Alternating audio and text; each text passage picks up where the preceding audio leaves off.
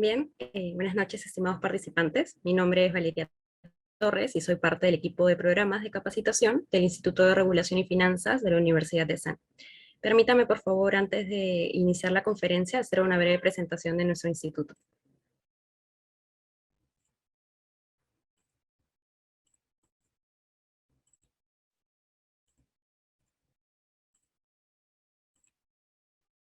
Bien, como ya mencioné, somos el Instituto de Regulación y Finanzas, líderes en los sectores regulados y económicos. Contamos con más de 20 años de trayectoria en capacitación y consultoría empresarial.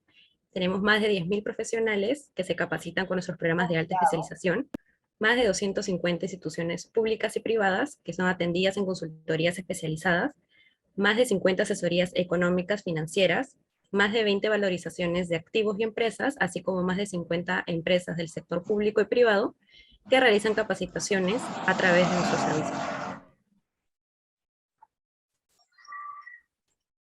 Como ya mencioné, alguno de los servicios que brindamos es la consultoría empresarial, donde buscamos brindar soporte en el desarrollo y el fortalecimiento de las instituciones públicas y privadas a nivel nacional e internacional, a través de asesorías altamente especializadas en temas económicos, financieros, regulatorios y legales, como APPs y proyecto en activos, consultoría de negocios, regulación y asesoría legal.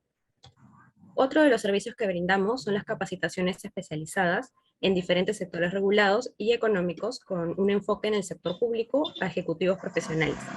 Y del mismo modo ofrecemos programas educativos a la medida para empresas del sector privado a instituciones públicas, como temas de agua y saneamiento, hidrocarburos, salud médica, legal, entre otros. Es por todo lo mencionado que invitamos a todos nuestros participantes a que nos puedan seguir en nuestras redes sociales. Tenemos Facebook, Instagram, LinkedIn, así como una tienda virtual donde van a poder conocer a mayor profundidad todos los programas que brindamos, cursos, diplomas y seminarios. Y para los que estén interesados, les voy a dejar el link de la página en el chat de la sala. Y bien, desde el FRIESAN nos complace presentar la conferencia Gestión Estratégica en las relaciones laborales y avances del derecho laboral en tiempos de pandemia. Permítame, por favor, un momento.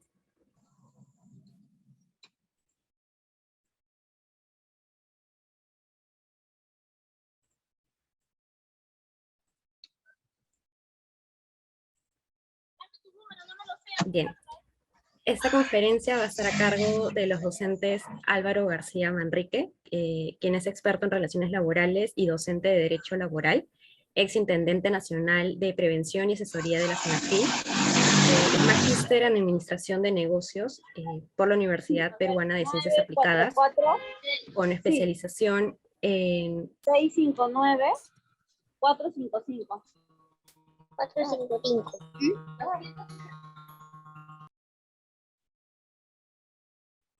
Disculpen por la interrupción.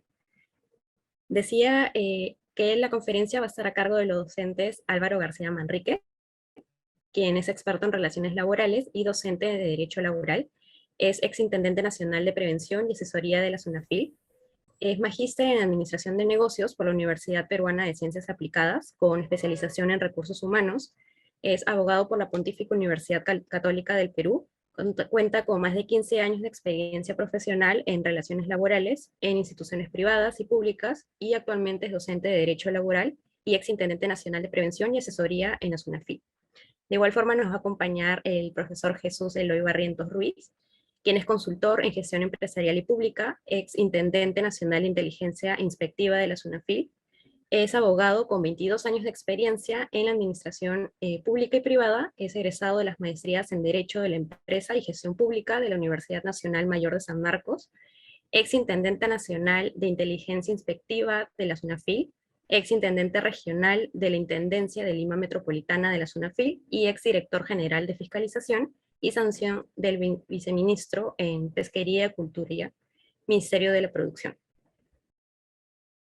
Bien, antes de darle el pase a los profesores, me gustaría mencionarles que la conferencia va a tener lugar de respuesta a través del chat. Si los invitamos a que se puedan sentir libres de poder contarnos todas sus preguntas en el chat de la sala. Y sin nada más que añadir, le doy el pase a los profesores. Gracias. Muchas gracias, Valeria. Gracias por la presentación. Buenas noches a todos los participantes. Bienvenidos a esta conferencia organizada por FRIESAN, a quienes les expresamos nuestro especial agradecimiento por esta gentil invitación. Así que permítame compartir la presentación para iniciar.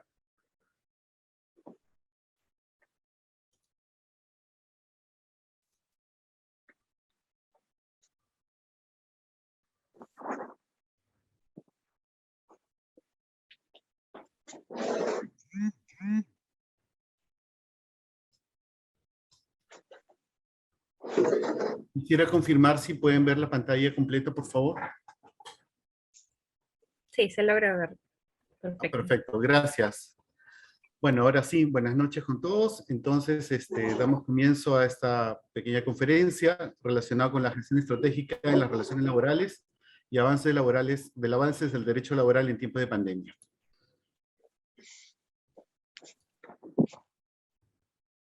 Esta primera parte va a estar relacionada con la gestión estratégica en materia de derecho laboral.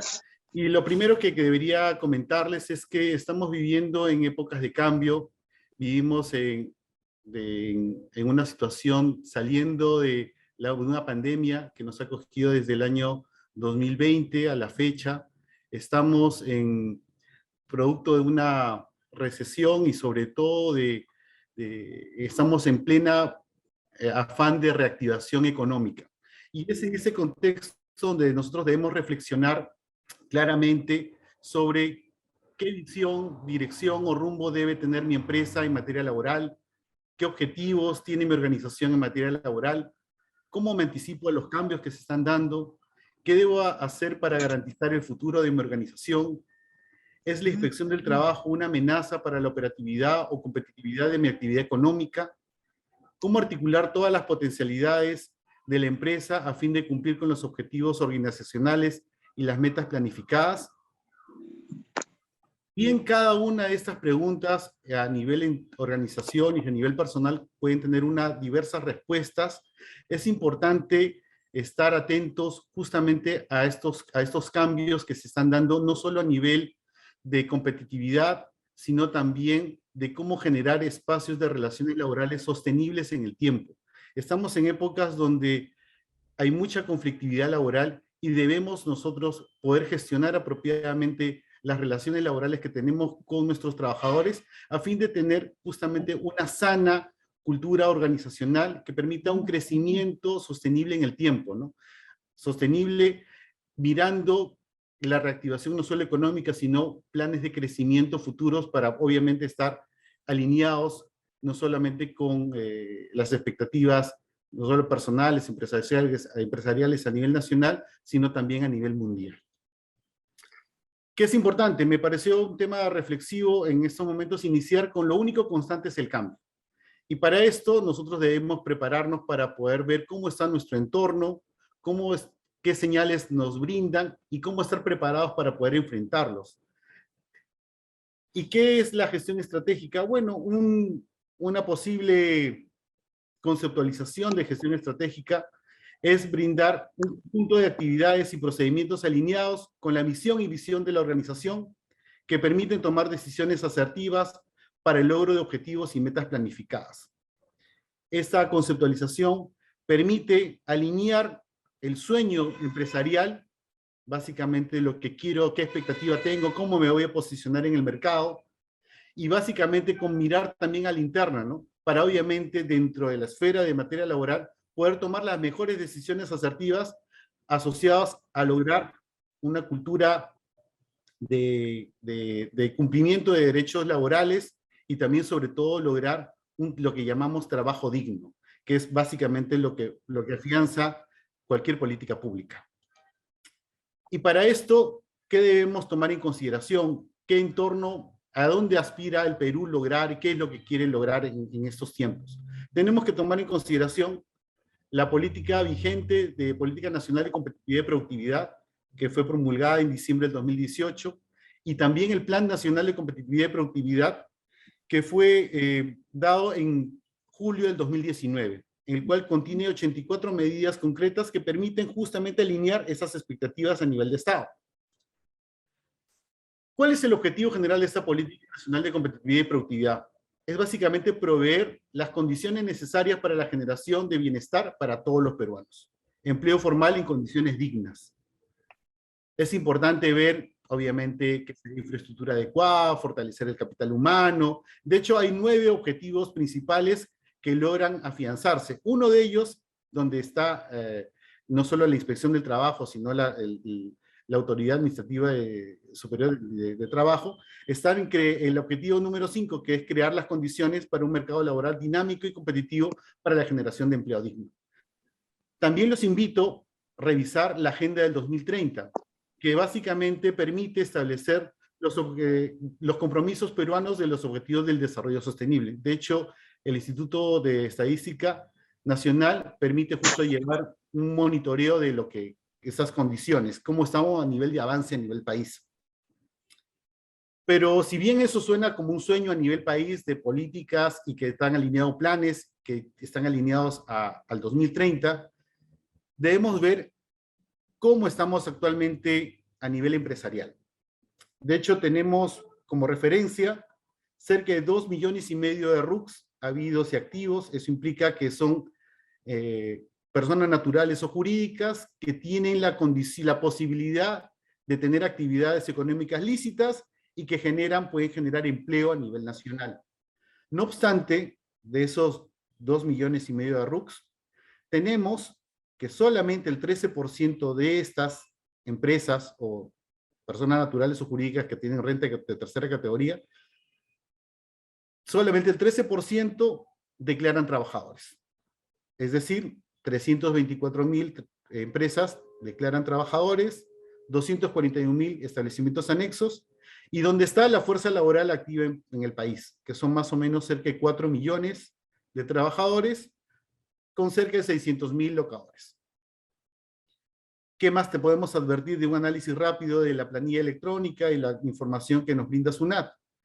Que tenemos cerca de 8,152 empresas, solamente declaran locadores, y tenemos un universo de cerca del 86% y un poquito más de empresas que no declaran trabajadores. De hecho, esta situación no solo es preocupante a nivel de Estado, sino que esto revela el alto nivel de informalidad que existe todavía en el país.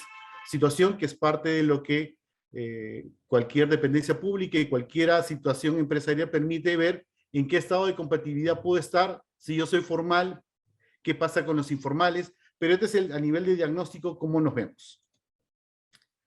Pero si quisiéramos ver cómo está distribuido el mercado laboral a nivel de empresas, dónde están los trabajadores y dónde están los locadores, les puedo indicar que la gran empresa que representa el 2% de esas empresas albergan a cerca del 52% de los trabajadores a nivel nacional de nivel formal, que vienen a ser cerca de 2,100,000.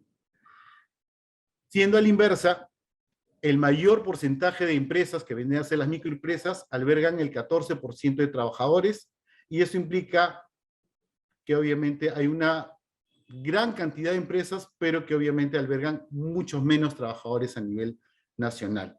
De hecho, están atomizados en este segmento. ¿Qué más podemos advertir a grosso modo? Podemos ver también que si bien existen cerca de 4 millones de trabajadores, advertimos que solo el 25% de las empresas cuentan con registro de Comité de Seguridad y Salud en el Trabajo y supervisores de seguridad y salud en el trabajo. De hecho, el 75% de estas empresas no registran esto. Situación que es preocupante, sobre todo por el nivel de accidentes que recibimos a nivel de Estado y que las empresas tienen la obligación de poder informar al Ministerio de Trabajo respecto a accidentes mortales y no mortales, pero que es importante involucrar a los trabajadores para justamente afianzar esa cultura de confianza recíproca entre el empresario y el trabajador.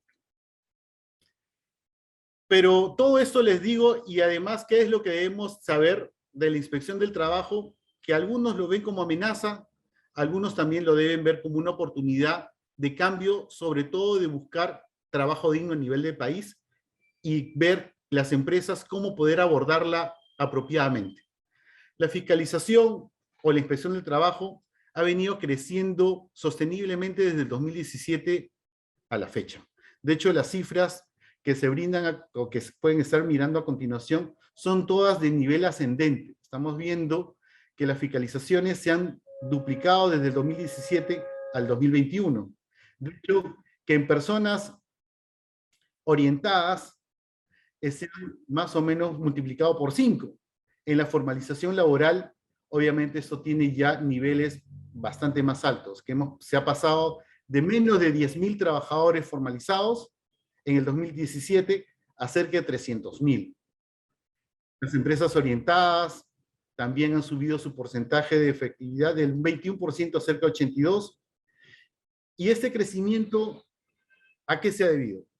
Se ha debido, primero, a que actualmente la SUNAFIL tiene presencia nacional en todas las regiones que permiten justamente velar por el cumplimiento de las condiciones laborales, sociolaborales y de seguridad y salud en el trabajo de todo el sector laboral vigente a nivel nacional. Y también ha habido un crecimiento no solo en personal inspectivo, que anteriormente eran se inició con 464 inspectores y a la fecha están cerca de 760 inspectores.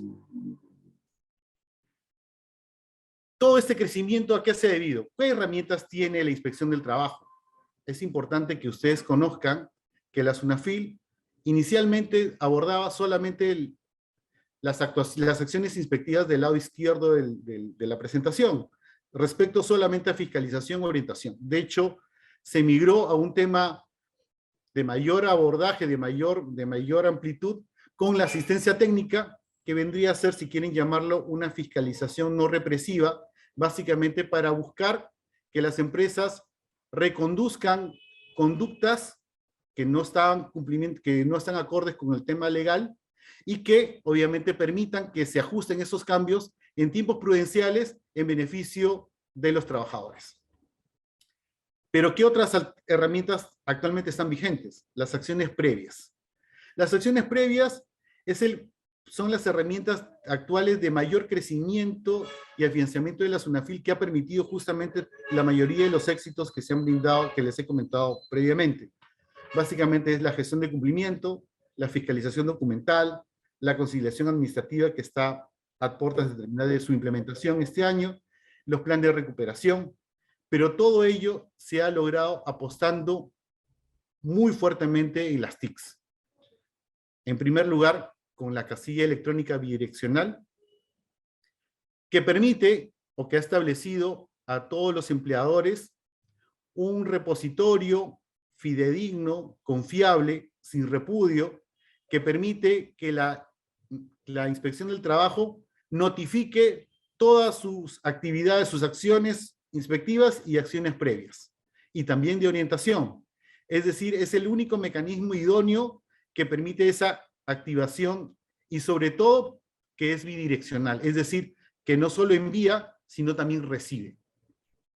Esto ha servido mucho en los tiempos de pandemia, básicamente afrontar la suspensión perfecta de labores del 2020 y actualmente los retos de la fiscalización laboral y las demás herramientas que se dan a nivel de toda la Superintendencia Nacional de Fiscalización Laboral. ¿Y a dónde apuntan?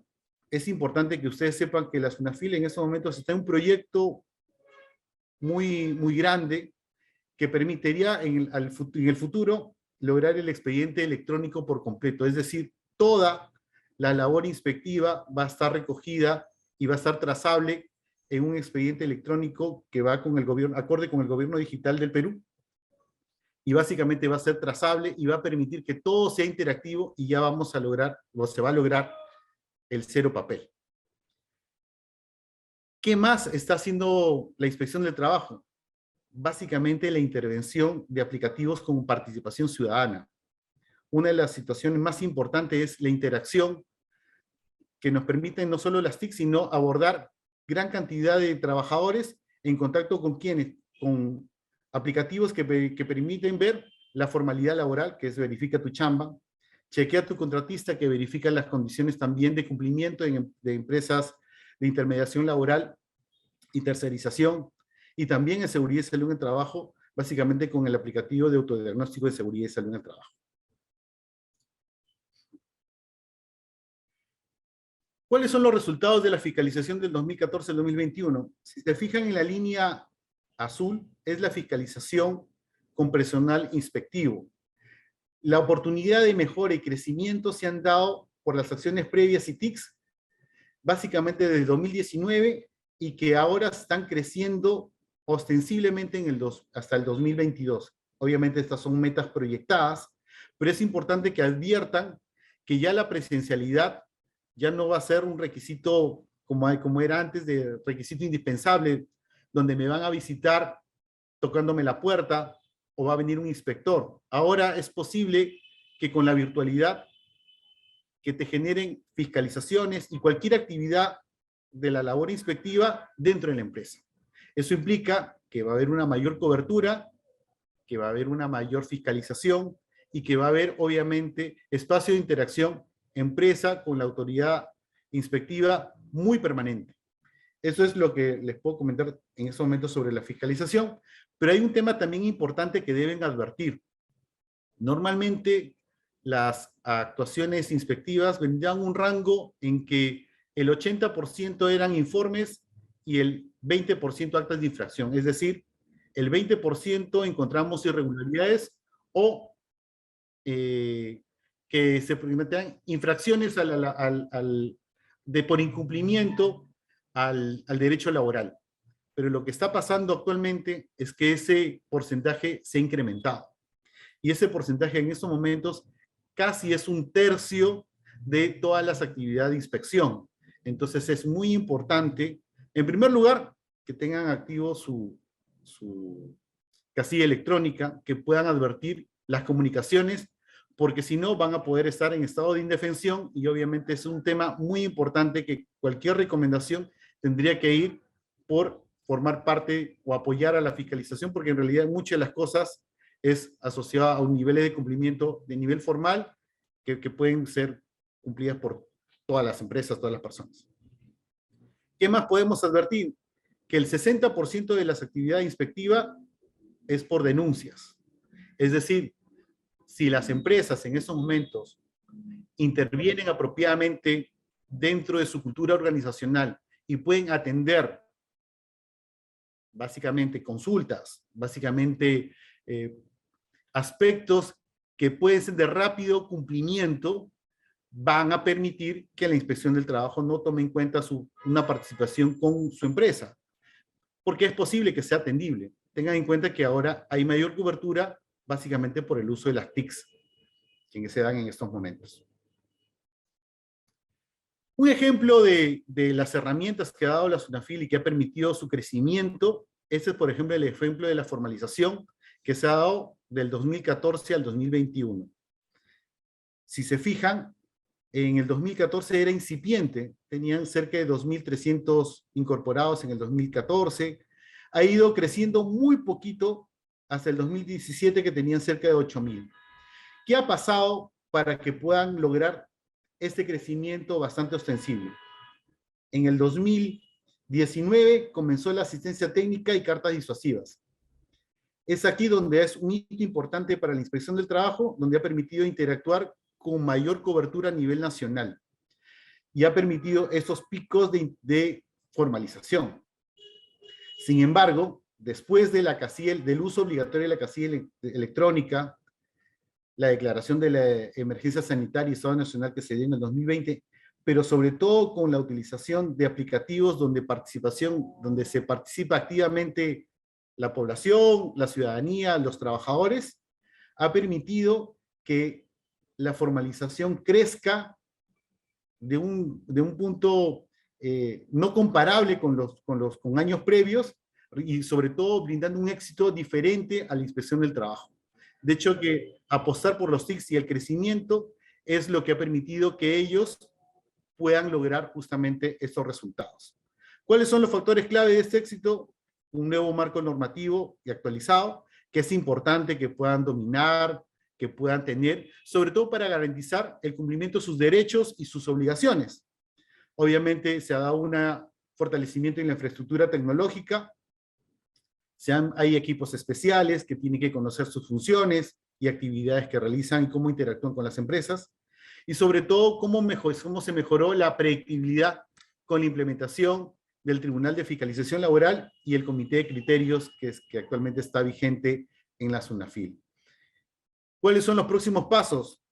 Es importante que tengan en cuenta que ahora vienen el uso de modelos predictivos dentro de la fiscalización y dentro de la inspección del trabajo, que justamente después vamos a comentar qué significa o qué aborda.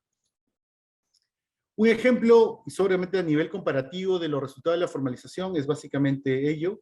Este es lo que vimos acá, el comparativo de los últimos 4 años. En el 2018 eran 24.000. Si se fijan ahora cómo se terminó en el 2021, con 316.458. Esta es la variación, que eso obviamente después pueden pedir la presentación y ustedes pueden analizar la información con mayor detenimiento, pero que les va a permitir ver cuál ha sido la variación y sobre todo cuál es el seguimiento mensual de estos cambios. Pero un tema importante es actualmente qué pasa con las denuncias. La virtualidad ha llegado y no se va a ir a nivel nacional. ¿Y esto qué significa? Que si se fijan, en el 2020 la presencialidad a la de las denuncias era alto, pero a lo largo de, el tema documental de las denuncias era alto y ha comenzado a bajar y está en estos momentos en niveles donde la virtualidad obviamente ha ganado presencia y es donde está permitiendo que la intervención de la SUNAFIL sea más eficiente y más efectiva a nivel de cobertura a nivel nacional. Igual estos gráficos van a ser para el análisis, para que lo puedan compartir. Es importante comenzar a revelar también qué es el servicio de atención de denuncias laborales y qué flujo tiene. Básicamente, la atención de las denuncias actualmente en SUNAFIL tiene una modalidad basada en lo que también tiene el sector salud o diversos sectores a nivel de gestión pública, básicamente que divide lo urgente de lo importante. Y en estos momentos se separan temas que pueden ser de cumplimiento formal o criterios subsanables, y se brinda un servicio de gestión de cumplimiento. Y se va a brindar un servicio de la conciliación administrativa y lo que es el plan de recuperación. Pero sobre aspectos o sobre materias que son priorizadas, van a poder dividirse, a segmentarse a qué va a actuar la inspección inspectiva, si quieren llamarlo presencial, o por la inspección del trabajo a través del inspector de trabajo, como ustedes lo conocen. Es decir, ya hay un flujo de diferenciación de qué hacer con cualquier denuncia. Entonces, esto permite que haya mayor presencia a nivel nacional. ¿Qué significa la gestión de cumplimiento? Básicamente es una gestión de requerimiento de información a nivel documental que te permite generar cartas disuasivas, información a través de la casilla electrónica, te permite que respondas, y si respondes satisfactoriamente se cierra el flujo, pero si no se cerrara de manera satisfactoria, esto va a permitir que se reconduzca obviamente a una inspección de fiscalización que va a permitir la detección de infracciones y obviamente la asignación de posibles multas de corresponder. Es importante que las empresas puedan verlo y poder tomar las medidas preventivas y correctivas a fin de que obviamente puedan tener una cultura organizacional sana, obviamente y sobre todo buscando el respeto de los derechos de sus trabajadores.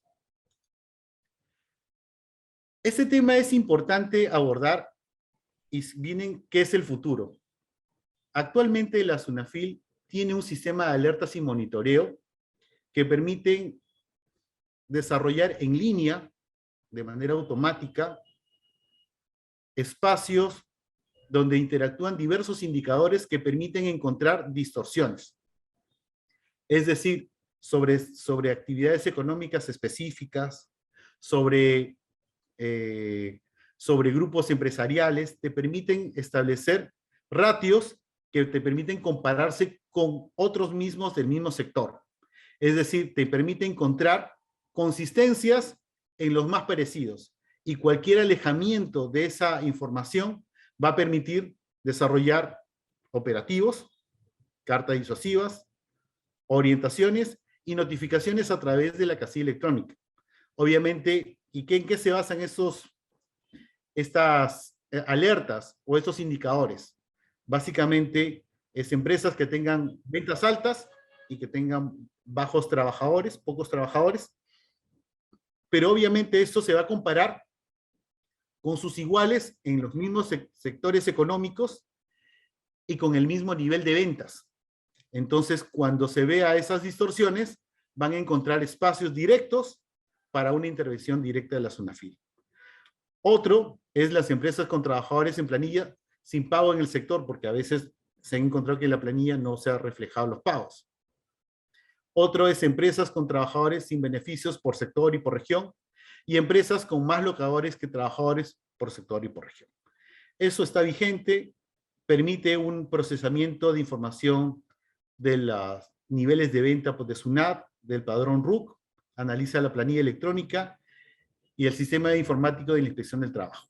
Todo esto lo integra y te permite focalizar dónde va a intervenir la SUNAFIL. Pero lo más reciente y el futuro, que es el desarrollo de modelos predictivos. Estos modelos predictivos, que está alineado al Plan de Competitividad, Plan Nacional de Competitividad y Productividad, que les hice mención anteriormente, permite establecer y focalizar la intervención de la Inspección de Trabajo en aspectos de mayor de situación de vulnerabilidad detectados por la Inspección del Trabajo. Permite con un modelo de Machine Learning, de inteligencia artificial, con un modelo estadístico de probabilidad, barrer toda la información que tiene actualmente la SUNAFIL y te permite extrapolarlo a buscar similitudes y diferencias que va a permitir establecer, por ejemplo, y a grosso modo les puedo decir, imaginemos que mi nombre es Jesús Barrientos, con determinado peso, determinadas condiciones de salud, con determinados hábitos, con determinado análisis, responde que es propenso a tener diabetes. Lo que va a hacer este sistema es que va a agarrar a todas las personas que tengan las mismas consideraciones o los mismos criterios de semejanza y va a establecer un riesgo alto de que las mismas personas tengan riesgo de diabetes. En este caso, si lo extrapolamos con esa analogía a la Inspección del Trabajo, si se encuentran un espacio de identificación de infractores de la Inspección del Trabajo, de cualquier tipo de infracción, va a extrapolarlo para toda la planilla, para toda la información que se tenga y va a poder determinar qué empresas tienen un alto riesgo de índice de cumplir con esas mismas condiciones. Y es lo que va a permitir que se focalice la intervención por operativos de la SUNAFIL. Esta situación es importante que conozcan y que sepan qué es lo que se viene desarrollando a nivel de Estado. Una buena práctica que actualmente se está dando es el aplicativo de Verifica tu Chamba. Este aplicativo ha permitido a la SUNAFIL dar saltos cualitativos enormes en formalización laboral. ¿Y qué ha permitido? Que los trabajadores verifiquen su registro en la planilla electrónica de su empleador y emitan alertas a través de la casilla electrónica de presuntos incumplimientos a la formalización. De hecho, esto se basa mucho en tecnología actual, vigente, que permite justamente extrapolar información registrada para poder justamente incentivar que el empleador cumpla sus derechos. De hecho, ahora se está prendiendo muchas luces para poder detectar rápidamente infracciones. Pero también el reto de la SUNAFIL en estos momentos es no convertirse en un ente represor, porque actualmente ya puede tener información importante, viable, de determinación de dónde encontrar la informalidad o la vulnerabilidad, sino también generar espacios donde la asistencia técnica y espacios donde las conductas de los empleadores puedan reconducirse, en muchos casos por falta de información, y en todo caso porque ahora ya se está llegando a poner luces, linternas de espacios de riesgo donde van a ser detectados, y obviamente una labor sana y una planificación estratégica permitiría que su empresa pueda abordar la toma de decisiones oportuna para obviamente prevenir todos estos espacios de posibles conflictos que son innecesarios que pudiera darse cumpliendo la normativa vigente. Bueno, por el momento esta es la primera parte de la exposición. Le paso a la posta a Álvaro, quien va a continuar con la siguiente exposición. Gracias.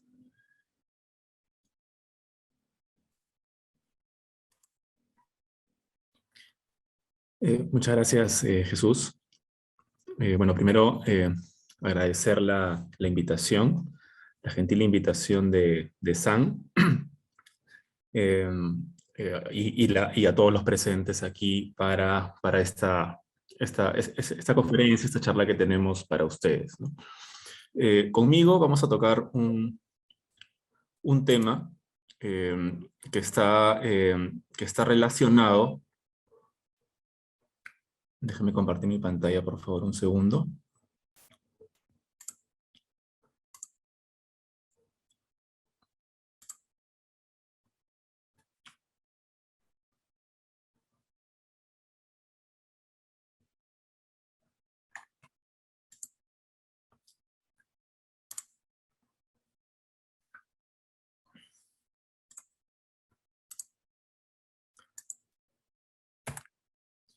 Ya está.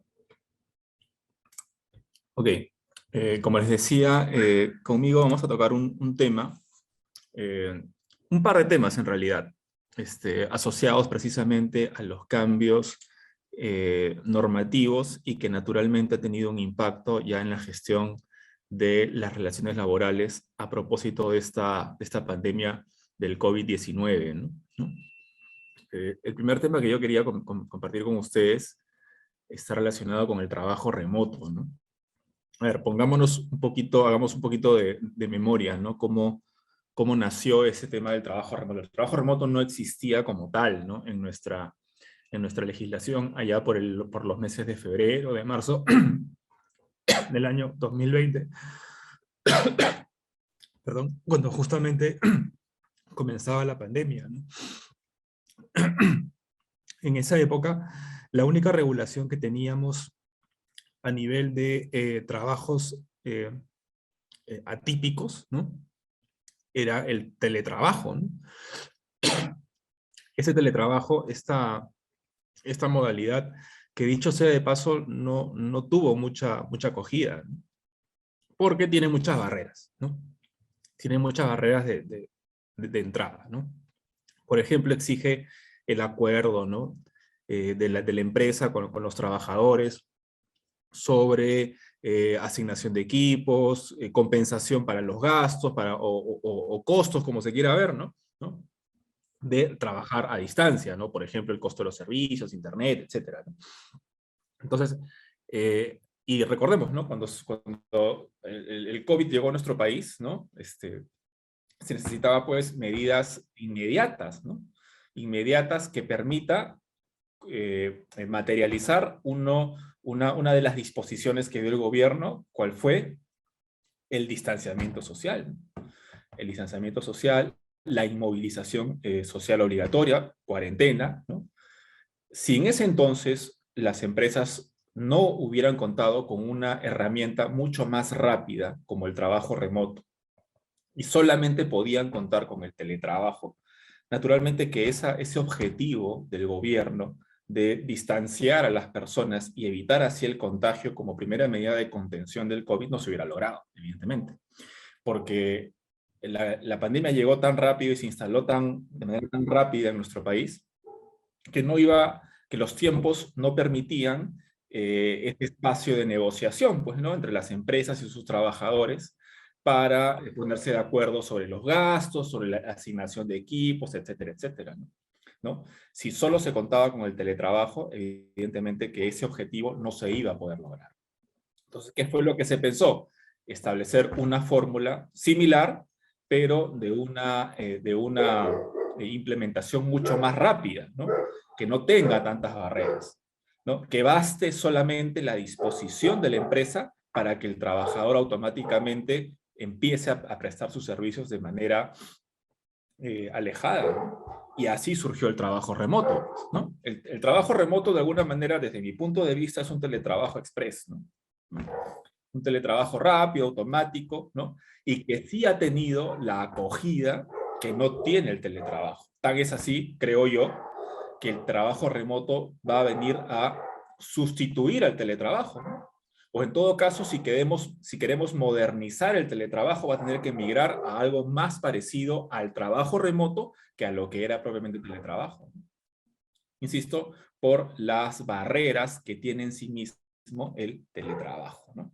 A ver, bueno, aquí pueden ver ustedes la base legal que regula el teletrabajo. Insisto, como ven ustedes, desde el año 2020 existe el trabajo remoto como tal, ¿no? Regulado de alguna manera, ¿no? Se contaba con el teletrabajo, en su momento hubo el trabajo a domicilio, pero bueno, el trabajo a domicilio, la regulación es un poco antigua porque no contemplaba los avances de la tecnología, es una regulación de los años 90, ¿no? Evidentemente era otra realidad, ¿no? Ahora, este trabajo remoto, como la pandemia, ¿no? La pandemia va evolucionando, ¿no? Y la evolución de la pandemia hace que sus exigencias y las medidas, ¿no? También evolucionen. No es lo mismo, ¿no? La pandemia al inicio, con las cuarentenas, con la prohibición de actividades, ¿no? Con la paralización de muchas actividades no esenciales, que un escenario actual con vacunación de trabajadores, mayor presencialidad, ¿no? Casi no hay actividades paralizadas, lo máximo que hay son reducción de aforos, por ejemplo, ¿no? Pero esas actividades, por ejemplo, que había, ¿no? En marzo, abril, mayo 2020, ¿no? La cuarentena dura, ¿no? Restaurantes cerrados, ¿no? El entretenimiento en general, ¿no? Ahora ya estamos en otra etapa de la pandemia. Y así como la pandemia evoluciona, las normas dictadas a propósito de la pandemia también tienen que evolucionar, ¿no? Entonces, y las normas sobre trabajo remoto también se han ido adaptando a los nuevos cambios y se han ido prorrogando, ¿no? Ahora mismo ya se prorrogó hasta fines de este año, ¿no? Como pueden ver ustedes aquí, como definición, ¿no? ¿Qué es el trabajo remoto? Bueno, es el trabajo realizado bajo subordinación porque es una relación laboral la que existe, ¿no? Pero con la particularidad que el trabajador presta sus servicios desde su domicilio o desde el lugar de aislamiento domiciliario, ¿no? Esta fórmula se creó porque, recuerdan ustedes que cuando surgió la pandemia y se dictaron las medidas, había muchas personas que estaban fuera de su domicilio, ¿no? Incluso fuera del país, ¿no? Entonces, la norma de trabajo remoto permite eso, ¿no? No solamente en tu domicilio, sino en cualquier otro lugar, ¿no? Y se llamó lugar de aislamiento domiciliario. Miren, el nombre es precisamente evoca esa situación, ¿no? De distanciamiento entre los ciudadanos, ¿no? Bueno, se utilizan las tecnologías de la información, internet, ven ustedes ahí, telecomunicaciones, ¿no? ¿Qué es lo importante del trabajo remoto, ¿no? Lo que yo les decía, ¿no? Que basta la voluntad del empleador, ¿no? Basta la voluntad del empleador para que se implemente el trabajo remoto, ¿no? Sin necesidad de mayores acuerdos sobre algunos temas puntuales que pueda haber entre trabajador y empleador, como sí sucede, como sí lo exige el teletrabajo, ¿no? Ahora, el trabajo remoto puede aplicar tanto en el sector público como en el sector privado, ¿no? Y también aplica modalidades formativas, ¿no? Ahora, el trabajo remoto también parte de una premisa importante, ¿no? Que las labores que realiza el trabajador sean compatibles con el trabajo remoto, ¿no? Hay labores que no son compatibles con el trabajo remoto, ¿no? Y de hecho hay actividades que se han realizado de manera presencial desde el inicio de la pandemia, ¿no? Por ejemplo, los trabajadores que laboran en un supermercado, ¿no? Los cajeros, ¿no? O los reponedores, ¿no? O las personas que tienen un banco, ¿no? Una agencia de banco, tampoco fueron actividades que se han mantenido presencialmente desde el inicio, ¿no? de la pandemia, ¿no? Entonces, la premisa del trabajo remoto es que tus labores sean posibles, ¿no? Sean compatibles con el alejamiento, ¿no? Que puedan ser prestadas a distancia, ¿no? Para aquellos trabajadores cuyas labores no son compatibles con el trabajo remoto, sino que necesariamente son presenciales, ¿no? Recuerden ustedes, ¿no? ¿Qué fue lo que dictó el gobierno, ¿no? En ese caso, se debe otorgar licencia con goce de haber compensable, ¿no? De hecho, hay muchos trabajadores, ¿no? Que acumularon, ¿no? Mucho tiempo de licencia que tienen que devolver, ¿no? O sea, haber compensable, ¿no? Y que seguramente ahora en un escenario de mayor presencialidad, de vacunación de trabajadores, pues ya están comenzando a devolver, ¿no? A devolver ese tiempo, ¿no? Bueno, el trabajo remoto se ha prorrogado, ¿no? Sucesivamente y va a estar vigente hasta el 31 de diciembre del 2022, ¿no? Ahora, ¿qué quiere decir esto, no? O sea, ¿qué quiere decir? Que imaginémonos que este decreto de urgencia que ustedes ven ahí, ¿no? No se renueva, no se prorroga, desaparece el trabajo remoto. Yo creo que no, ¿no? El trabajo remoto como tal, ¿no? Sí, sin duda que es una herramienta que va a seguir incluso así no se prorrogue, ¿no? Porque recordemos que por lo menos en el sector privado, ¿no? En el sector privado existe el principio de libertad, ¿no? Si algo no está prohibido, pues está permitido, ¿no? Y yo no creo que se dicte una norma que prohíba el trabajo remoto, ¿no? Para nada, ¿no? Yo creo que esta prórroga o ampliación de vigencia que se da al trabajo remoto debe ser leída de otra forma, ¿no? Como una suerte de priorización del trabajo remoto, porque todavía estamos en la pandemia no ha terminado, lamentablemente todavía, pero debe de leerse como que una suerte de priorización, ¿no? Cuasi obligatoriedad del trabajo remoto en algunos casos, pero no así como la fecha de extinción del trabajo remoto. El trabajo remoto no se va a extinguir, aunque no se renueve este decreto de urgencia, ¿no? Insisto, por la libertad, ¿no? Finalmente que existe en el sector, por lo menos en el sector privado. A ver, aquí lo que les decíamos, ¿no? Bastó la sola comunicación para que inicie el trabajo remoto, ¿no? No se requiere, pues, el acuerdo de trabajadores, ¿no? Lo que decíamos antes, ¿no? El trabajo remoto tiene una implementación mucho más sencilla, ¿no?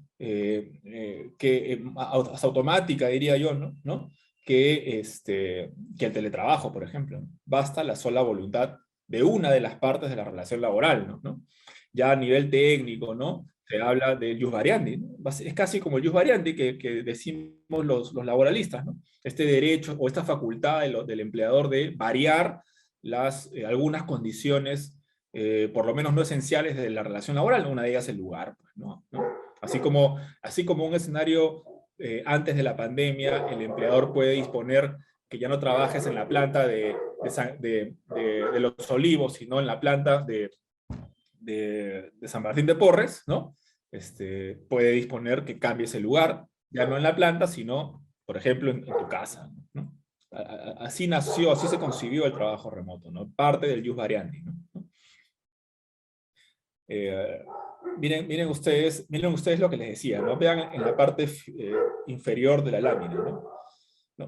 En caso los medios o mecanismos sean proporcionados por el trabajador, las partes pueden acordar la compensación de los gastos derivados de los... ¿Qué quiere decir esto, no? Que naturalmente, en la mayoría de los casos, ¿no? Las empresas no han proporcionado a los trabajadores el equipamiento para realizar el trabajo remoto, ¿no? En otras palabras, el trabajador está utilizando su propia laptop, ¿no? Por ejemplo, ¿no? Su propio internet, ¿no? Su propio teléfono, evidentemente, etcétera, ¿no? No es que la empresa le ha proporcionado sus equipos, por lo menos en la mayoría de los casos, ¿no? ¿Por qué? Porque pues en las oficinas la empresa lo que proporcionaba era PCs, ¿no? Computadoras más fijas, sedentarias, de alguna manera, ¿no? Trasladar una PC a la casa del trabajador es todo un despliegue, ¿no? Entonces, en la mayoría de los casos ha sido el trabajador quien ha tenido que utilizar, ¿no? Y si no lo tenía, comprarse, ¿no? una laptop, por ejemplo, ¿no? En este caso, ¿no? La norma señala que las partes, en ese caso, ¿no? Cuando el trabajador es quien pone, ¿no? Utiliza sus propios equipos, la norma dice que las partes pueden acordar la compensación de los gastos, ¿no? No obliga, ¿no? No obliga a la empresa, oye, ponte de acuerdo con tu trabajador para ver cómo le compensas el gasto de luz, ¿no? El gasto de internet, el gasto de el uso mismo de la laptop, etcétera, ¿no? No, dice las partes pueden. Y para que las partes puedan, ¿no? Quiere decir que basta que una no quiera para que no haya acuerdo, ¿no? Entonces, lo que no existe en el teletrabajo. En el teletrabajo sí hay esa obligación de ponerse de acuerdo. Si no te pones de acuerdo, no puedes implementar el trabajo remoto. Es un paso previo, si se quiere, ¿no? A la implementación del trabajo remoto, ¿no? Acá no. Perdón, el teletrabajo. En el trabajo remoto, ¿no? En el trabajo remoto es al revés, ¿no? Yo te envío el trabajo remoto y luego vemos, si es que quiero, cómo te compenso los gastos, ¿no? Insisto, pongamos la norma en espacio y tiempo, ¿no? Cuando se creó el trabajo remoto fue porque se necesitaban medidas de aplicación rápida ante el avance rápido también del virus en nuestro país, ¿no? Bueno, hay una serie de obligaciones, ¿no? Del empleador del trabajo remoto, ¿no? Yo me voy a quedar con una, ¿no? Con dos, ¿no? Con dos. La primera, seguridad y salud, ¿no? Porque el resto de obligaciones son las que conocemos, ¿no? Respetar la remuneración del trabajador, respetar su categoría, darle trabajo, etcétera, etcétera, ¿no? Todas las obligaciones que conocemos son exigibles igual en el trabajo remoto. Yo voy a quedar con dos, ¿no? Que a mi criterio son las que de alguna manera pueden entrañar alguna particularidad, ¿no? Seguridad y salud, ¿no? Prevención de accidentes de trabajo, ¿no? Yo siempre digo este ejemplo, ¿no? Imaginémonos que yo vivo, ¿no? En una casa de 2 pisos, ¿no? ¿No? Tengo mi oficina en el primer piso, ¿no? Ahí tengo mi computadora, estoy trabajando, etc., ¿no? Sucede que voy al segundo piso para, no sé, alistarme, cambiarme, lo que fuere, ¿no? Y dejo mi teléfono, mi celular, en el primer piso, ¿no? Yo me estoy cambiando en el segundo y escucho que mi teléfono suena, ¿no? Y yo creo que es mi jefe, ¿no? Entonces, como no quiero dejar de contestarle a mi jefe, bajo corriendo las escaleras, no estoy usando calzado, me resbalo en las escaleras y me fracturo la pierna, ¿sí? Imaginémonos que finalmente fue el jefe quien estaba llamando, ¿no? La pregunta sería, ¿ha sucedido un accidente de trabajo? Puede ser, ¿no? ¿Por qué? Porque el accidente de trabajo no solamente puede ocurrir en el centro de trabajo, ¿no? Sino con ocasión del trabajo, ¿no? Entonces, calzaría y estaba dentro de la jornada, trabajo remoto, etc., ¿no? ¿A dónde quiero llegar? Que una de las obligaciones / desafíos o retos del empleador en un escenario de trabajo remoto es identificar nuevos riesgos, ¿no? Y de hecho, la propia norma de trabajo remoto lo exige, ¿no? Si ustedes revisan la norma de trabajo remoto, señala, ¿no?, que el empleador debe establecer canales de comunicación, de retroalimentación con sus trabajadores para identificar nuevos riesgos, ¿no? Y prevenirlos, ¿no? Y capacitarlos en consecuencia, ¿no? Yo creo que el ejemplo que les acabo de dar bien podría calificar como un accidente de trabajo, ¿no? Entonces, el empleador debe capacitar al trabajador sobre ese riesgo en particular, por ejemplo, ¿no? Para aquellos que realizan trabajo remoto en su domicilio, ¿no? Porque es una situación que bien podría suceder. Ya me dirán luego si es negligencia del trabajador, en fin, puede ser, ¿no? Pero como accidente de trabajo, creo que podría configurar, ¿no? La otra obligación que particularmente me llama la atención es el tema asociado a la jornada, ¿no? La desconexión digital, ¿no? Este derecho a la desconexión digital que se creó durante la pandemia, ¿no? Porque los trabajadores, pues, se venían quejando, se quejaban, o se siguen quejando, de que, pues, ahora como no hay control, ¿no?, de su tiempo, pues, trabajan más, sienten que trabajan más porque el jefe los llama en las noches, ¿no?, o los fines de semana, ¿no? Es difícil no estar a disposición cuando estás alejado, ¿no? Bueno, se creó, y yo digo creó entre comillas porque Porque en realidad, si nosotros somos estrictos, ¿no? La propia norma de horas extras ya salvaba el problema, ¿no? Porque toda labor realizada fuera de jornada es hora extra, ¿no? Lo que dice la norma de desconexión digital es que tú puedes, por ejemplo, no contestar el teléfono, ¿no? Tu jefe te llama a las 9 de la noche, ¿no? Y tú puedes no contestar el teléfono, y sin represalia, ¿no? Eso es ejercer el derecho a la desconexión digital. No tanto que el jefe no te llame, porque el jefe te puede llamar, ¿no? El tema es que tú te desconectes, ¿no? ¿Y cómo te desconectas? Pues no contestas, sin represalia, ¿no? Eso es ejercer el derecho a la desconexión digital. Pero en estricto, eso no es más que voluntariedad de las horas extras, ¿no? Imaginémonos en un escenario antes de la pandemia, hace 3 años, ¿no? 2019, ¿no? No sabíamos lo que iba a venir, ¿no? Y un miércoles, ¿no? O un jueves, como el día de hoy, ¿no? Un trabajador acaba su jornada y se va al cine, ¿no? Dentro de su hora de descanso se va al cine, ¿no? Y el jefe lo llama en plena película, ¿no? Pregunta, ¿el trabajador en ese entonces podía dejar de contestarle al jefe? Pues sí, ¿no? ¿Por qué? Porque la norma de hora extra ya te habla de voluntariedad, ¿no? Voluntariedad en la hora extra. Si yo no quiero realizar hora extra, pues no la realizo. Una llamada telefónica, una conversación de trabajo fuera de jornada, es hora extra, es trabajo en sobretiempo. Entonces, creería yo que técnicamente, en estricto, ya existía una regulación para prevenir estas situaciones, ¿no? Que se han dado con mayor incidencia, claro está, en la pandemia, ¿no? Pero sin duda que fue una decisión más política desde mi punto de vista, tipificar un derecho expreso como la desconexión digital, ¿no? Y de hecho se tipificó mal, ¿no? Porque este derecho, si ustedes revisan la norma también, se ha contenido solo dentro del trabajo remoto, ¿no? Es decir, pareciera que el derecho a la desconexión digital solamente aplica para los que están en trabajo remoto, ¿no? Y no es así, ¿no? Este derecho es aplicable incluso para que los que realizan trabajo presencial. Si el trabajador presencial está hasta las 5, pues a partir de las 5 puede desconectarse, ¿no? Y no se encuentra en trabajo remoto, ¿no? Entonces, me parece que técnicamente también ahí hubo un error, ¿no? De cuando se tipificó este derecho, que insisto, para mí fue más simbólico que otra cosa, ¿no? Porque ya la norma de hora extra, pues, de alguna manera podía salvar el problema. Que se requiere fortalecer la norma, sin duda, ¿no? Pero, bueno, vale la intención, ¿no? Vale la intención, ¿no? Bueno, los trabajadores también tienen obligaciones en trabajo remoto, ¿no? Ahora, aquí me centraré en una, ¿no? Que está asociada a la desconexión digital, ¿no? Que es la jornada, ¿no? De los trabajadores, ¿no? La secretaria, antes de la pandemia, tenía una jornada, ¿no? De 9 a 5, por ejemplo, ¿no? Ella se fue a hacer trabajo remoto, ¿no? Pregunta, ¿sigue teniendo la misma jornada de 9 a 5? Miren, para que uno tenga derecho a la desconexión digital, quiere decir que tiene derecho a la jornada máxima, ¿no?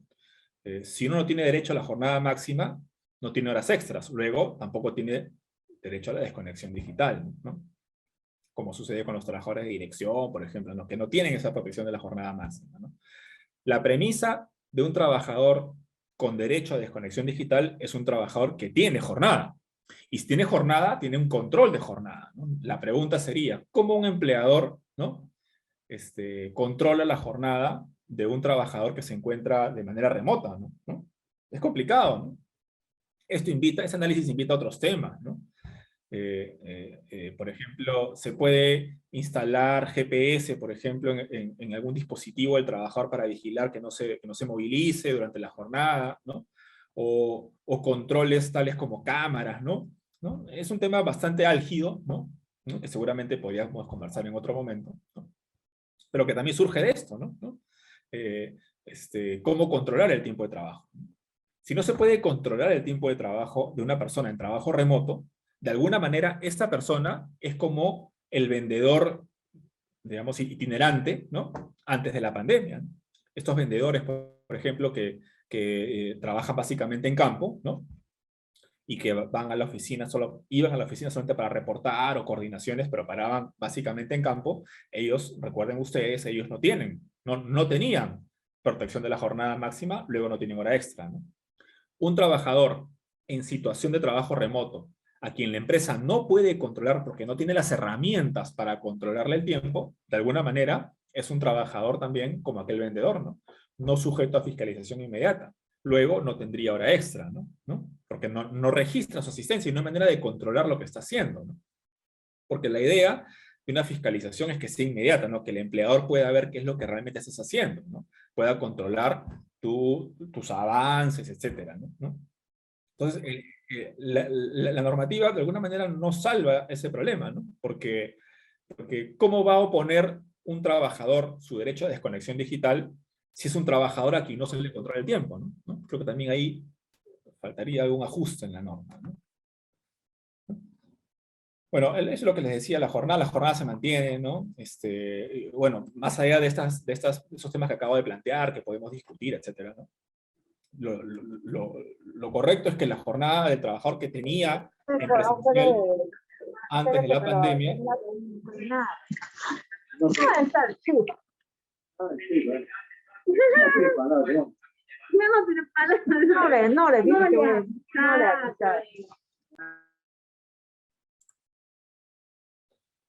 a ver, les decía que la jornada de trabajo que tenía antes de la pandemia debe ser la misma que se aplica al trabajo remoto, ¿no? Porque es una exigencia de la ley, que se respeten las mismas condiciones, lo que les decía, ¿no? En lo que es remuneraciones, ¿no? Categoría, ¿no? Funciones, tiempo de trabajo, de alguna manera tiene que ser el mismo, ¿no? Luego discutimos si se puede controlar o no, ¿no? Ese es otro tema, ¿no? Que surge a partir de la norma, ¿no?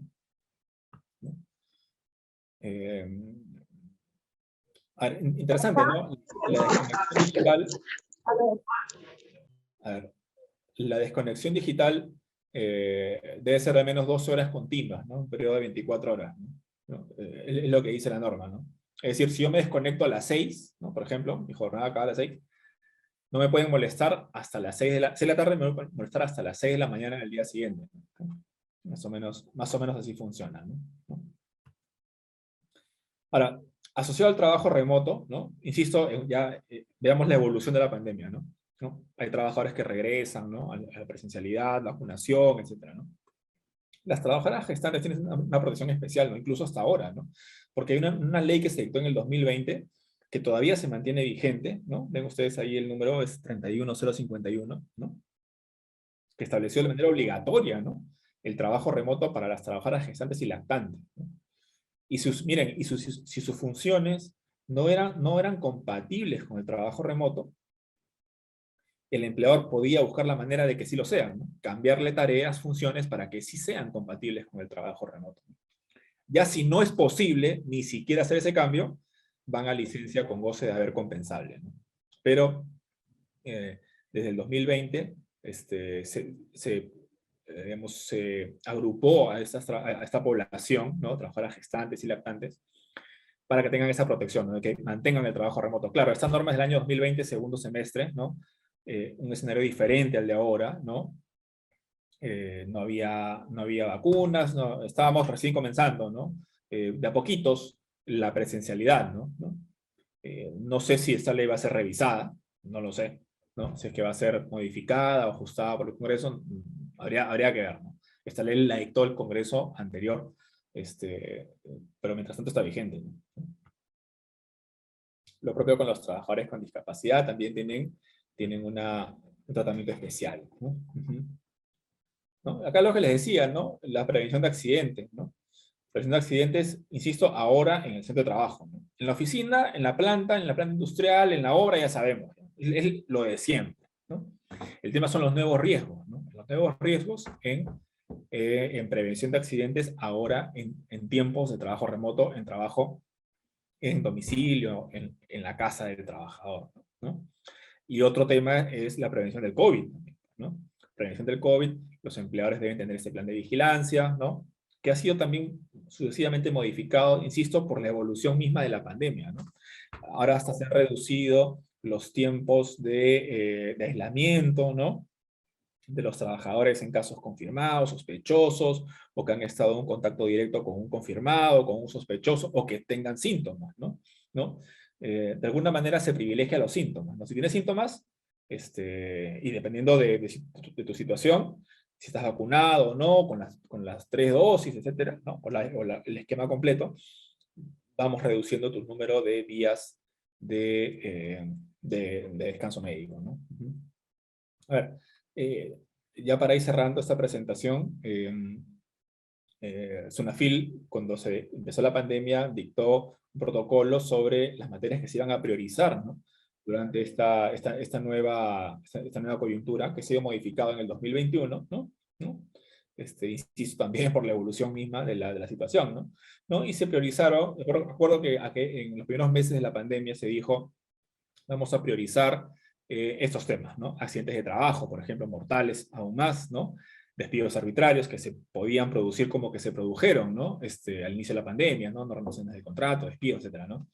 Las huelgas, ¿no? Huelgas tuvo bastante incidencia ya luego, ¿no? Al inicio de la pandemia no tanto, sino cuando ya la economía, ¿no? del país fue un poco mejorando, ¿no? De a poco, ¿no? O sea, pues hostilidad, hostigamiento sexual, prioridad, ¿no? Miren ustedes, ¿no? Prestación laboral para empleadores que desarrollan la producción de bienes o servicios esenciales, ¿no? Recuerdan, en esa época también incluso se tipificaron infracciones para empresas que operaban sin que sean presenciales, ¿no? Cuando se editaron las normas de cuarentena, ¿no? Aislamiento, se prohibieron que algunas empresas laboren de manera presencial, so pena de multa, ¿no? Y de hecho se tipificaron infracciones, ¿no? Y así sucesivamente una serie de materias que la SUNAFIL priorizó en su momento, ¿no? Ahora un poquito eso tiene mayor apertura, ¿no? Esta lista priorizable se puede ampliar, insisto, porque estamos en otro escenario, ¿no? Uh-huh. Bueno, como se ha explicado también en la parte, en la presentación del doctor Barrientos, ¿no? Todos estos canales de comunicación electrónica, ¿no?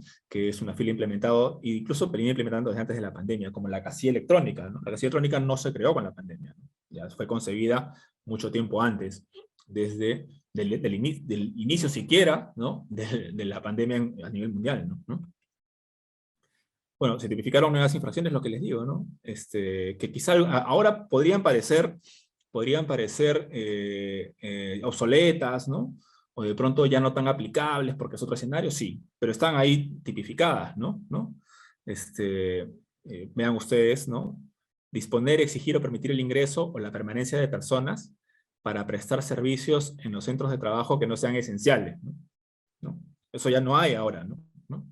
De pronto podría servir, Dios no quiera, si es que aparece otra pandemia mañana, pasado, que nos vuelva a retroceder a marzo del año 2020, ¿no? Esperemos que no sea así, ¿no? Y bueno, esta es la información que yo quería compartir con ustedes un poco para reflexionar, ¿no? A partir del trabajo remoto, varios temas que de hecho siguen vigentes, ¿no? A pesar de que estamos, bueno, en otro momento, ¿no? Afortunadamente yo creo que hay algunas mejoras, ¿no? De la pandemia, pero lamentablemente todavía seguimos inmersos en ella, ¿no?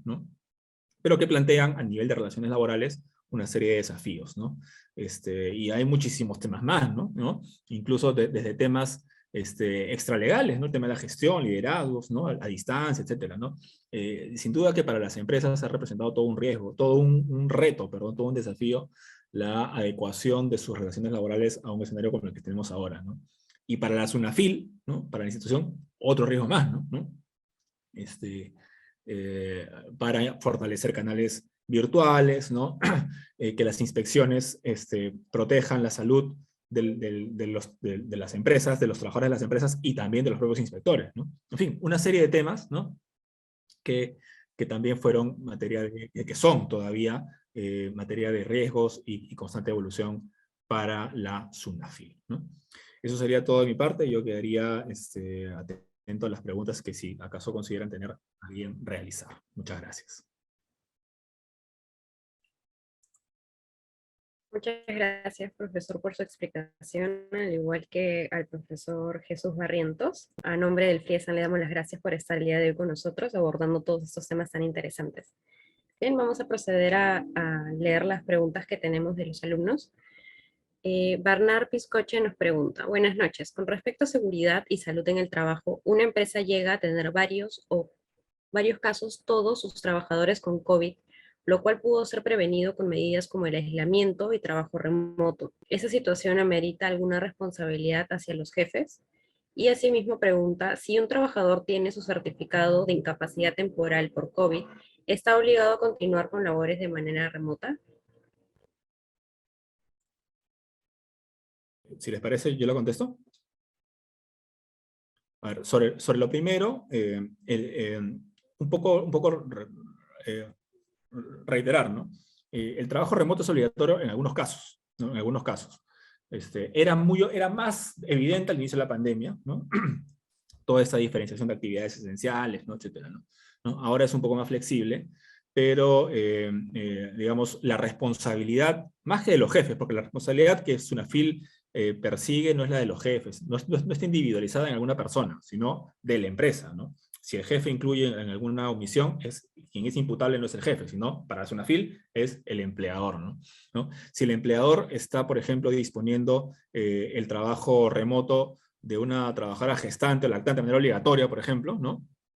Podría estar incurriendo en una infracción, ¿no?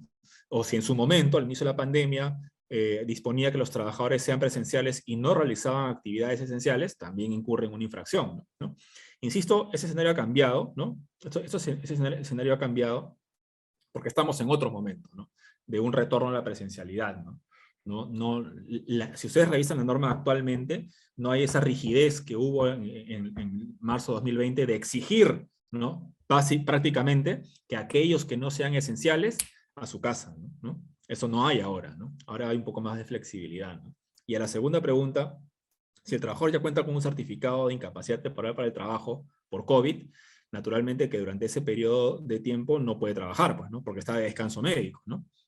Si el empleador está desconociendo, ¿no? Desconociendo ese certificado, evidentemente que incurre en una infracción, ¿no? Y mayor aún, si es que está exigiendo que vaya a la empresa, ¿no?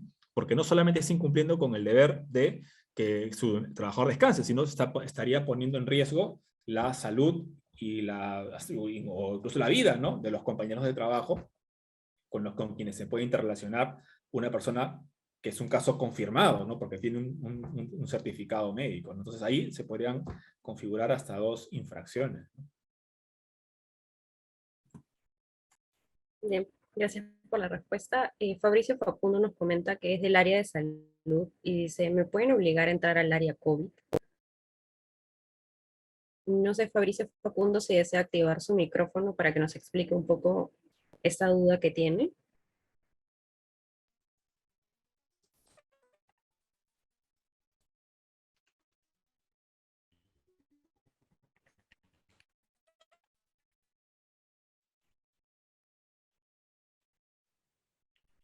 No se logra escuchar.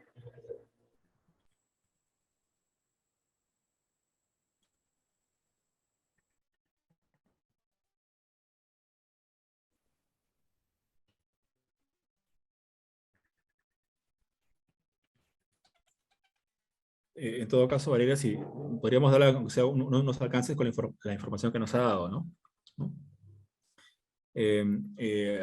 A ver, SUNAFIL de momento no tiene competencia en el sector público, ¿de acuerdo? Entiendo que es un trabajador del sector salud, pero aún así vamos a darle algunos alcances, ¿no? A ver, si es un profesional de la salud digamos, que no atiende casos COVID, ¿no? Pero va a entrar a un área COVID, ¿no? Yo entiendo que esa clínica, ese hospital, etcétera, ¿no? Tiene dentro de su plan de vigilancia tiene un protocolo, ¿no? Para que los profesionales de la salud, o en general el personal de la salud, transite por las diversas áreas del establecimiento de salud, y para ello hay todo, digamos, insisto, todo un protocolo, ¿no? Aquí lo relevante no es si el empleador dispone que transite por una u otra área, sino que es que cumpla con el protocolo respectivo que el propio establecimiento debe haber aprobado para garantizar la indemnidad de ese personal de la salud cuando transita por áreas donde hay riesgo de contagio del COVID, ¿no? Yo creo que por ahí tiene que ser enfocado, ¿no?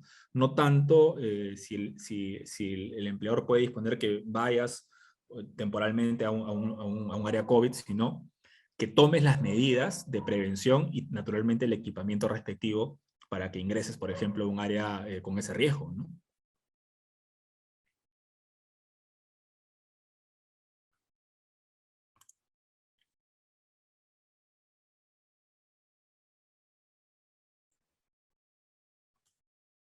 Sí, aquí nos menciona que es del área de rehabilitación y que inmediatamente se le informó que debía ir a capacitación, ya que al día siguiente se le reubicaría en epidemiología y estaría siendo hisopado.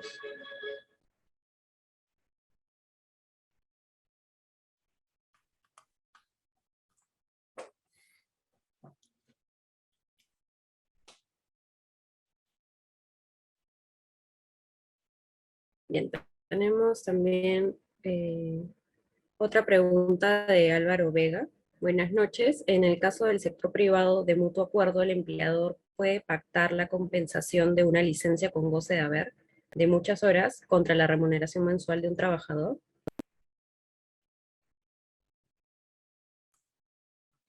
A ver, la norma cuando estableció la licencia con goce de haber señaló que la recuperación barra devolución de las horas por parte del trabajador que está de licencia, ¿no? Se daba por acuerdo de las partes, ¿no? Dejó abierta la posibilidad para que empresa y trabajador busquen la mejor manera para devolver esas horas, ¿no? Y si no hay acuerdo, decía, tienes que devolverlo al finalizar la emergencia nacional, ¿no? La emergencia nacional no ha terminado todavía. Entonces, de alguna manera, si no hay ese acuerdo, ¿no?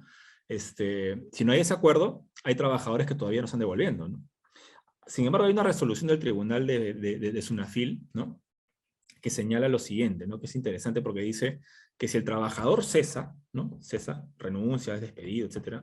Y al momento en que cesa, no ha devuelto, ¿no? la licencia compensable, el empleador puede descontar directamente de la liquidación de beneficios sociales el monto de todas esas horas o días que tiene que devolver, ¿no? Entonces, de alguna manera se deja abierta esa posibilidad para que el empleador directamente descuente cuando hay cese, ¿no? No se dice mucho si es que el trabajador sigue laborando, ¿no? Si el trabajador sigue laborando, yo creería que todavía subsiste la obligación de ponerse de acuerdo con el trabajador, ¿no? Si no se pone de acuerdo, tendrá que esperarse a que acabe la emergencia por el COVID, ¿no? Que todavía sigue, ¿no?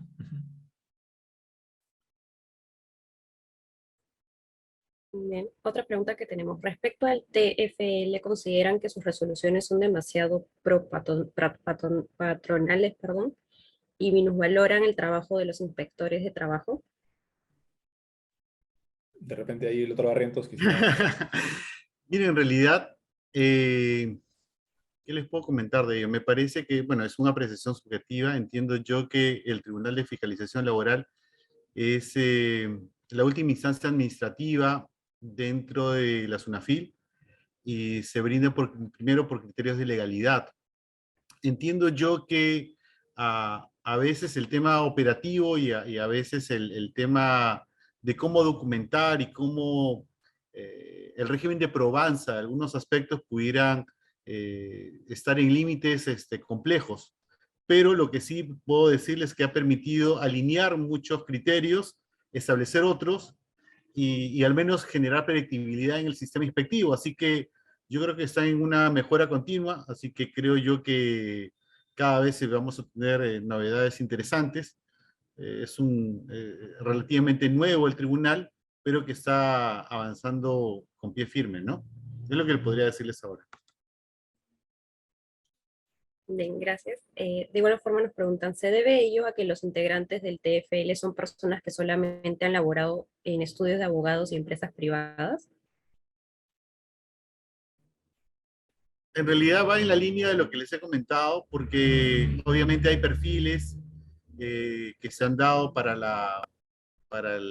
las convocatorias y en lo que han podido ser designados. Entiendo yo que el nuevo reto es abrir unas nuevas salas porque la demanda está muy alta y bueno, veremos cuál será el resultado que venga en las siguientes implementaciones, pero entiendo yo que las personas que están dentro de la función, están capacitadas y están cumpliendo estrictamente los principios de legalidad, principalmente dentro de su labor, ¿no?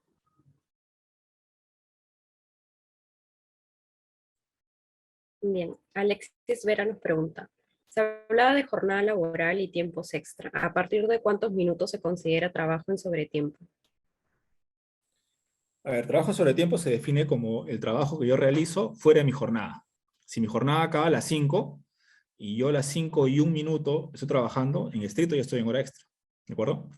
Existe la errada creencia de que para que se configure hora extra tiene que ser 10 minutos, un número redondo, ¿no? Media hora, una hora. Falso, ¿no? Si yo trabajo 3 minutos, por dar un ejemplo, ¿no? Fuera de mi jornada, esos 3 minutos son hora extra, ¿no? Se pagarán de manera proporcional a 3 minutos, ¿no? Entonces, a la pregunta de Alexis, ¿a partir de cuántos minutos? A partir de que comiences a trabajar fuera de tu jornada, o antes de iniciar tu jornada también, ¿no? Porque la hora extra puede darse al inicio o al final, ¿no? No es que haya un número mínimo de minutos para que recién se considere hora extra, ¿no? Desde el primer minuto, digamos, ¿no? Primer segundo, digamos.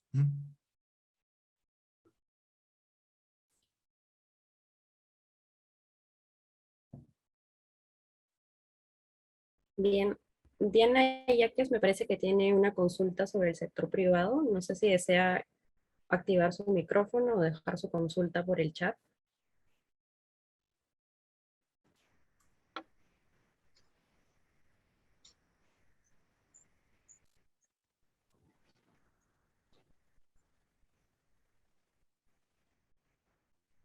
A ver si no damos pase para la siguiente pregunta y luego volvemos a ella. Miguel Ángel Chero Prete nos pregunta, buenas noches, ¿hay algún criterio del MTPE o algún otro para determinar la recuperación de horas con motivo de los días o semanas que tomó la reorganización de algunas entidades públicas al inicio de la pandemia? Bueno, como les dije durante la presentación, SUNAFIL no tiene competencia en el sector público, ¿no? Ese tema que plantea Miguel Ángel tiene que ser consultado directamente con una entidad que tampoco es el Ministerio de Trabajo, ¿no? Sino la Autoridad Nacional de Servicio Civil, SERVIR, ¿no? Que dictan directivas, etcétera, porque el SERVIR es la máxima autoridad de recursos humanos, ¿no? Es como la Oficina de Recursos Humanos del Estado, ¿no? Cualquier consulta de una entidad pública en materia de recurso humano, ¿no? La atiende SERVIR, ¿no? No SUNAFIL, sino SERVIR, porque es como la Oficina de Recursos Humanos, ¿no? Entonces, yo invitaría al señor Miguel Ángel Chero a que traslade su consulta directamente a SERVIR, ¿no? Bien, no sé si ahora la alumna Diana Yaques está lista para poder realizar su pregunta. Hola, ¿me escuchan? Sí, Hola, sí, sí, sí se le hola, escucha. ¿qué tal? Mira, yo laboro en una entidad privada, en una universidad, y desde el inicio de la pandemia, trabajadores lo dejaron sin carga laboral, ¿no? No nos dieron trabajo remotamente. En mi caso, yo tomé vacaciones del 2019 al 2020, en febrero del 2020. Inicio de la pandemia, solamente fui a trabajar 11 días y de ahí estuve, no me asignaron labor alguna. ¿Qué sucede? Que en mayo me llama y me dijeron que mi jefe tenía que salir de vacaciones, adelanto de vacaciones. Al adelantar las vacaciones del 2021, si no las aceptaba, igual me las iban a otorgar. Llegó 28 de mayo y me envían me notificaron. Se supone que me dieron notificar el 30 de abril, que salía de vacaciones en mayo. Y no me notificaron y me envían la carta casi al terminar las vacaciones, ¿no? El 28 de mayo. Sucede que luego, en negociación colectiva, en noviembre, acuerda el sindicato que esos tantos meses dejaba de trabajar en el 1 de diciembre del 2020. Entonces, negociación colectiva se permite exoneración de esas horas que no nos dieron trabajo remoto desde 100% exoneradas.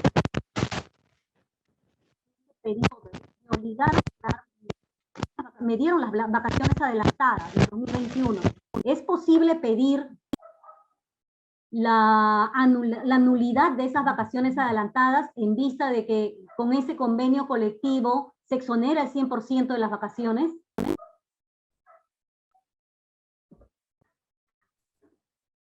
Gracias por la pregunta. Lamentablemente, bueno, no he podido copiar todo porque se ha entrecortado, pero de lo que he entendido, corrígeme usted, es que a usted le asignaron adelanto de vacaciones sin que usted lo haya solicitado, sino que usted no quería pedir adelanto de vacaciones, sin embargo, a pesar de eso, la empresa le impuso el adelanto de vacaciones, ¿no? Y posteriormente el sindicato negoció un convenio colectivo, y ahí se entrecortó. Sí. ¿Podría repetir, por favor, qué fue lo que negoció el sindicato sobre las vacaciones? Sí, el convenio colectivo determina de que casi la mayoría, el 70% de trabajadores no tuvo trabajo desde marzo de noviembre del 2020. Entonces pedían que se los exonere porque cómo iban a pagar las vacaciones, cómo iban a pagar tantas horas de trabajo. Entonces, la institución donde yo trabajo, que es una universidad privada, determinó exonerar desde el 13 de marzo hasta el 30-31 de julio. Y el resto de los meses iba a exonerar el 50% nada más. O sea, el trabajador va a tener que trabajar, va a tener que recuperar sus horas. Entonces, bueno, yo tengo un hermano que es abogado y justamente está en ese proceso de litigación, ¿no? Y me dijo que esas vacaciones, como a mí me dieron, esa exoneración es al 100% desde marzo hasta junio, a mí me dieron vacaciones en marzo.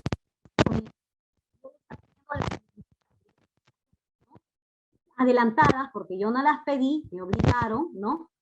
Y como, ¿por qué? Porque están exoneradas el 100% desde marzo a junio, ¿no? Y es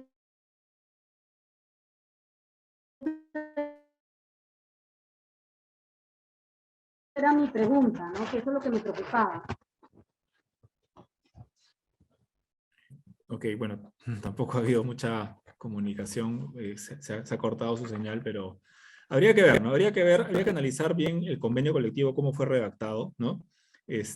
Porque el convenio colectivo es un acuerdo de un sindicato con la empresa, ¿no? Y hasta qué punto podría incidir, digamos, en temas individuales, ¿no? Podría ser. Habría que ver el convenio colectivo si es que puede, si es que se aplicaría a su caso. De ser así, claro, el tema es cuál sería el impacto, ¿no? Porque el hecho de que imaginémonos que esas vacaciones que a usted le adelantaron contra su voluntad, podrían ser liberadas, habría que ver finalmente qué forma le dan a esos días, ¿no? Porque fueron días que finalmente usted no trabajó, pero se le pagó, ¿no? De repente hace que la situación varíe, una licencia con goce de haber y tenga usted que recuperar las horas, no sabemos, ¿no? Habría, insisto, yo lo que le podría dar con la poca información que he podido captar, lamentablemente por fallas en la comunicación, habría que ver bien el convenio colectivo y cómo impactaría en esas vacaciones, ¿no? En principio, podría ser, pero me gustaría ver más bien, porque a qué naturaleza mutarían esos días, ¿no? Porque finalmente fueron días que usted no trabajó, ¿no? Y habría que ver qué fórmula se le da para que por lo menos no pierda esos ingresos, ¿no? O tenga que devolverlos, de repente hay que devolverlos.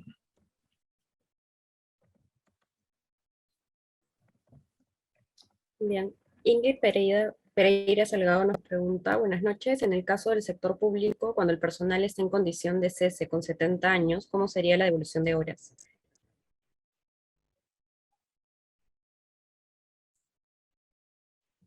Bueno, en ese caso, insisto, Servir, ¿no? Puede dar la solución, pero ustedes saben que en el sector público, 70 años, el cese es automático, ¿no? Y no hay pacto en contrario, ¿no? Como si en el sector privado, ¿no?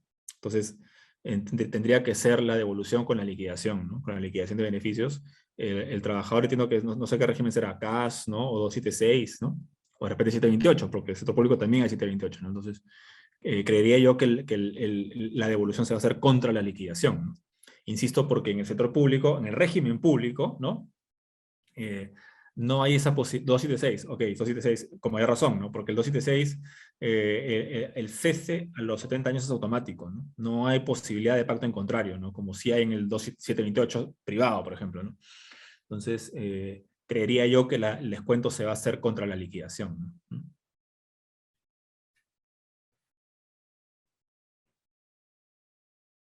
Bien. Jonathan Córdoba nos menciona, en el hospital en el que trabajo no se te remunera si no es mínimo de 1 hora. En ese caso, ¿cómo se manejaría? A ver, Fabricio Facundo, en el hospital que trabajo no se te remunera si no es mínimo de 1 hora. En ese caso, entiendo que se refiere a las horas extras, ¿no? ¿No?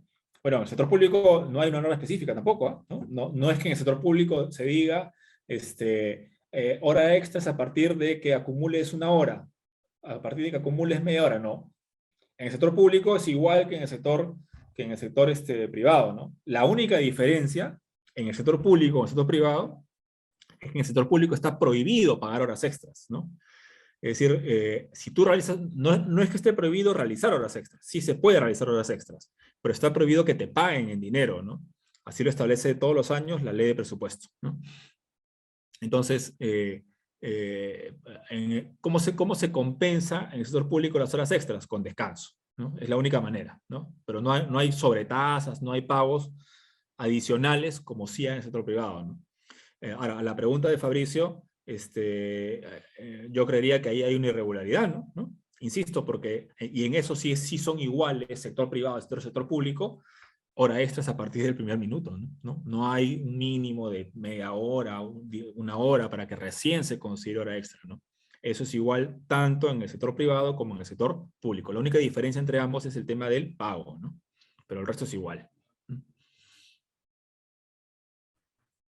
Bien, y Álvaro Vega nos menciona, en materia de relaciones laborales, un trabajador que se encuentra en trabajo remoto por estar en sobrepeso, vulnerable actualmente, sin embargo necesita realizar trabajo presencial en campo, ¿podría pactar un convenio de reducción de peso para poder estar en condiciones hábiles? ¿El empleador lo podría obligar? A ver, no me queda muy claro qué es eso de convenio de reducción de peso. Que algo así como que el trabajador se compromete frente a su empleador a bajar de peso, a perder peso. No, no se me hace un pacto que, o sea, es algo personal del trabajador, ¿no? El empleador lo que tiene que verificar es el peso, ¿no? Si tú quieres bajar, ¿no? O bajar de peso, etcétera, es algo dentro de la esfera íntima del trabajador, ¿no? El empleador no puede inmiscuirse en eso, ¿no? Es algo que pertenece a la esfera personal del individuo, ¿no? Es como si un trabajador, me comprometo con mi empleador a superar mi comorbilidad, ¿no? Para poder ir a presencial, no. O sea, no son pactos viables, ¿no? Es un tema personal del trabajador, ¿no? Mucho menos el empleador lo va a poder obligar a firmar un convenio así, ¿no? Si el trabajador se encuentra en una situación que le impide asistir de manera presencial, si esa situación es reversible, qué bueno, ¿no? Se revierte y puede ir a trabajar presencial, ¿no? Si no es reversible, como no sé, puede ser una enfermedad, una enfermedad que pueda tener el trabajador,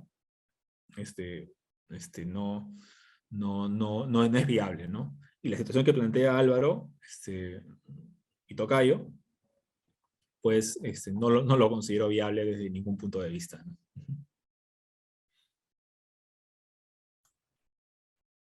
Bien, y finalmente Diana Yaques nos vuelve a mencionar que, bueno, la universidad privada dejó sin trabajo remoto a muchos trabajadores desde el inicio de la pandemia hasta el 30 de noviembre del 2020. Luego, en diciembre de 2020, por convenio colectivo, lograron exoneración del 100% de la recuperación de horas desde marzo a junio de 2020.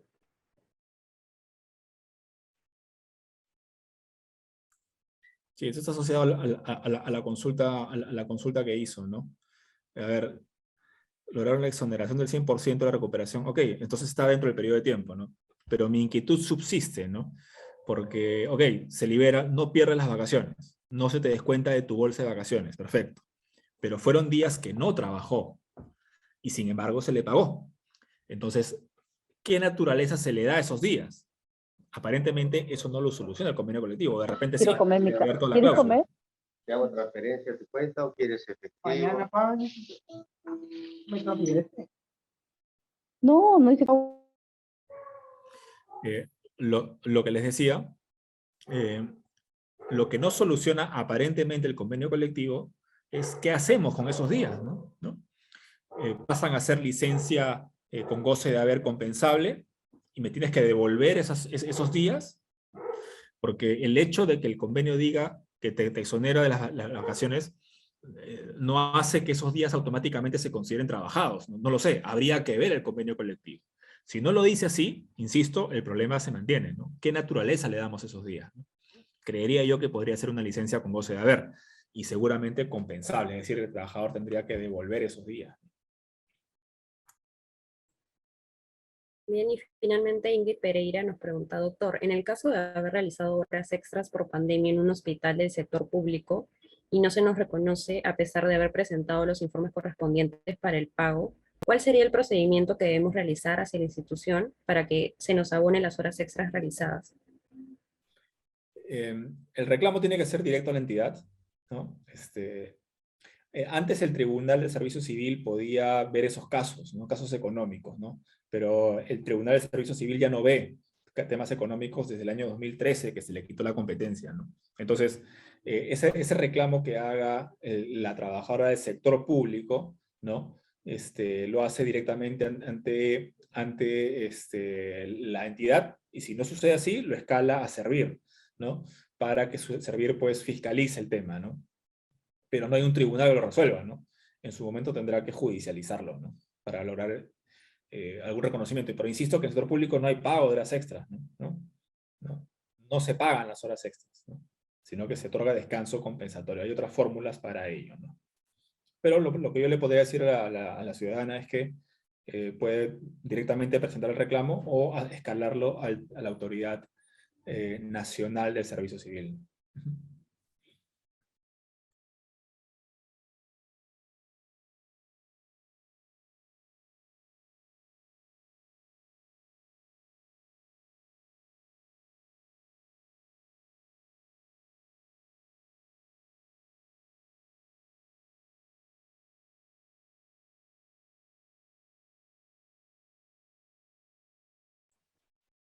Bien, y si ya no tenemos más preguntas, ya para finalizar la conferencia, me gustaría presentarles el diploma de especialización en regulación y gestión estratégica de las relaciones laborales. Déjenme compartirles, por favor, el brochure para que les pueda mostrar.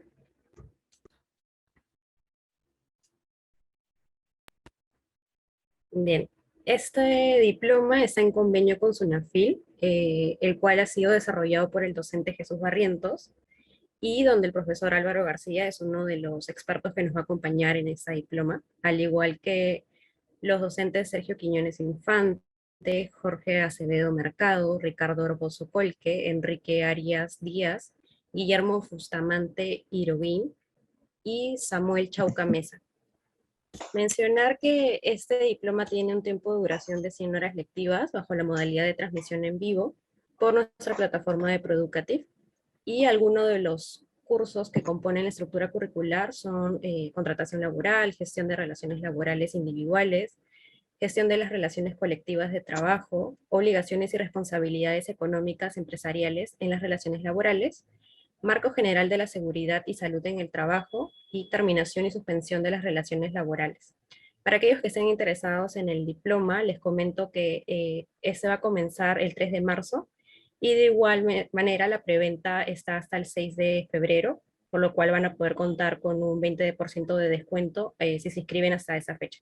Les voy a dejar toda la información en el chat de la sala, al igual que la información sobre cómo pueden obtener el certificado, que es a través de nuestra tienda virtual. Y bien, sin nada más que agregar, agradecerle a los docentes por estar el día de hoy y por todos los participantes por acompañarnos en en esa conferencia. Esperamos también contar con su participación en los próximos eventos y en los programas de capacitación del instituto. Muchas gracias.